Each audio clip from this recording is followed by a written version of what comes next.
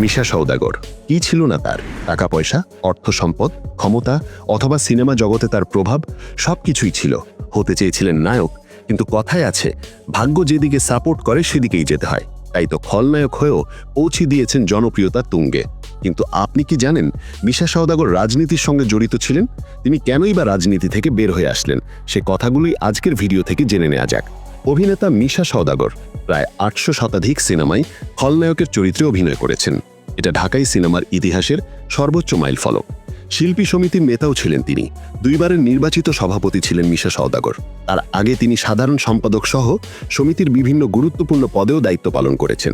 জাতীয়তাবাদী সামাজিক সাংস্কৃতিক সংস্থা জাসাজের সদস্য ছিলেন তিনি, যেটা বিএনপির অঙ্গ সংগঠন। তবে একটা সময় তিনি আওয়ামী লীগের নির্বাচনী প্রচারণায় অংশগ্রহণও করেছিলেন। বাংলাদেশের সবচেয়ে জনপ্রিয় খল অভিনেতা মিশা সওদাগরের পরবর্তী ভিডিও দেখার জন্য এই ভিডিওতে লাইক করে চ্যানেলটি সাবস্ক্রাইব করে রাখুন।